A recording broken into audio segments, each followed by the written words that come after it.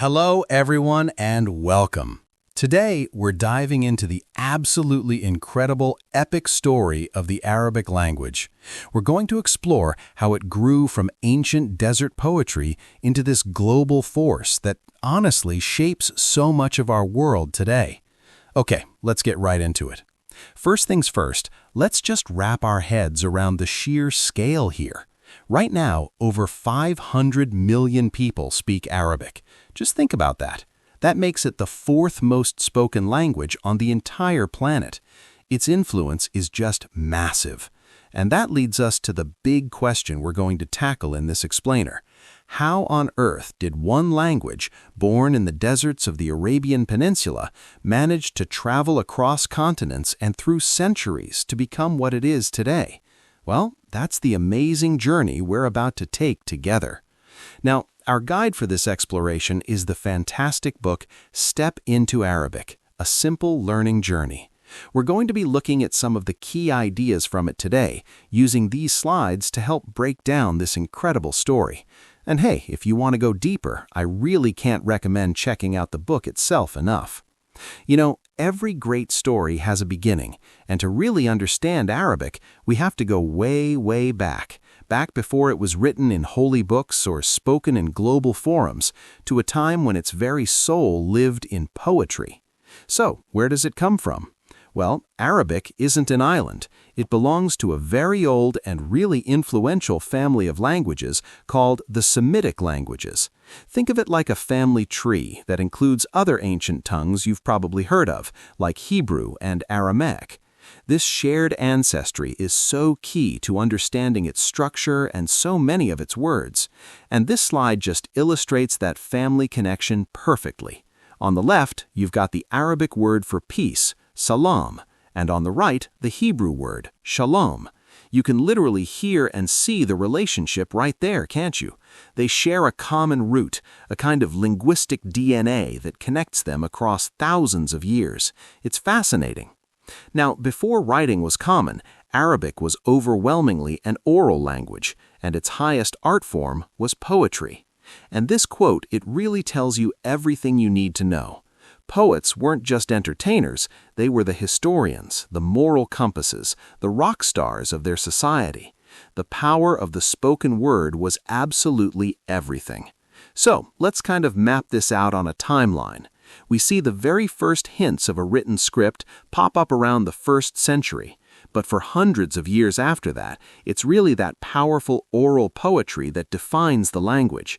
It's not until much later, like the 9th century, that we start seeing these incredible artifacts like the Codex Sassoon, which is a Hebrew Bible with handwritten notes in Arabic scribbled in the margins. It just shows you how these languages and cultures were living side by side.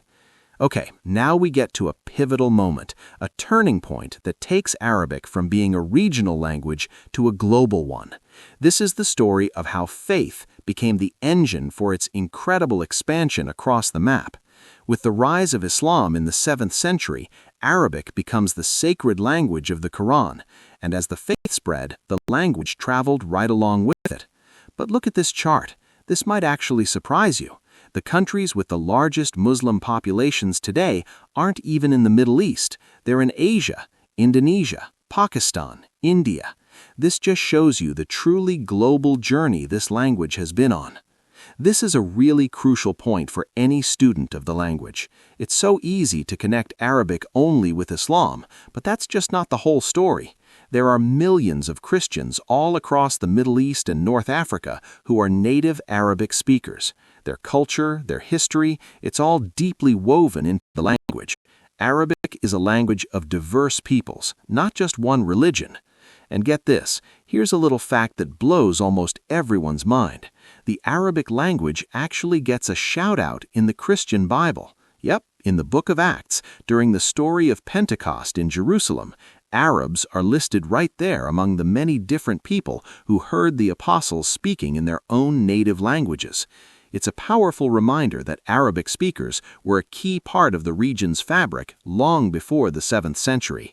All right, so now we arrive at what's known as the Islamic Golden Age. This is the period where Arabic wasn't just a language of faith anymore. It became the world's leading language for science, for philosophy, and culture, period. During this time, you had cities like Baghdad and Cairo that were the absolute epicenters of global knowledge, kind of like how we think of Silicon Valley for tech today.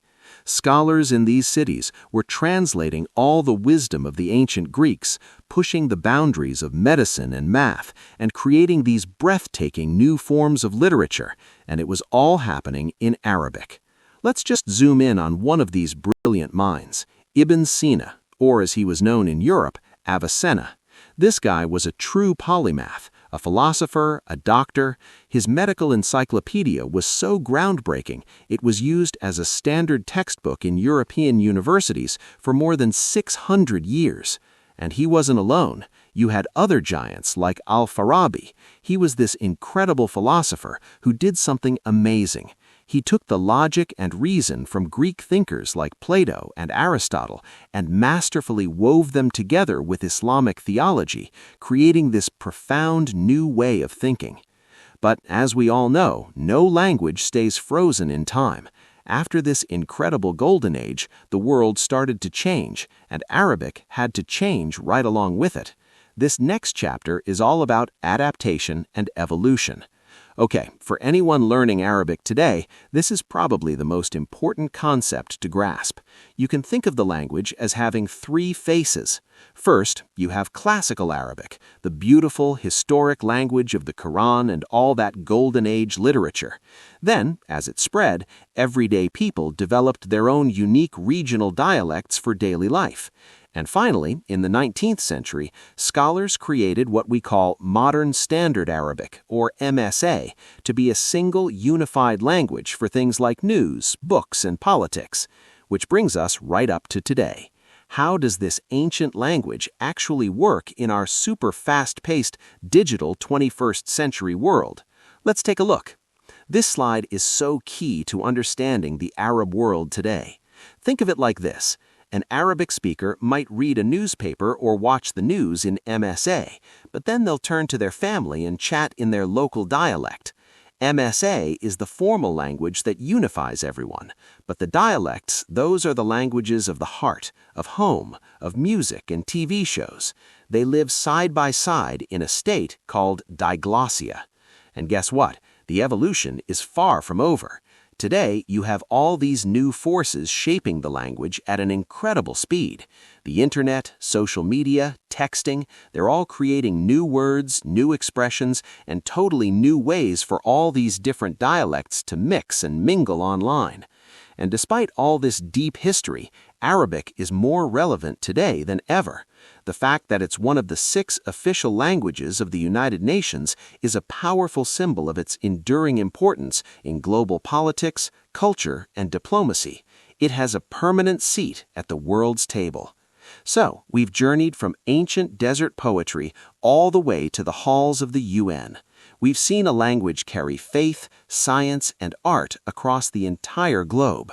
Over and over, it has adapted and reinvented itself, and that just leaves us with one final fascinating question to think about. In our world of AI, globalization, and constant change, what will the next chapter for this ancient living language possibly be?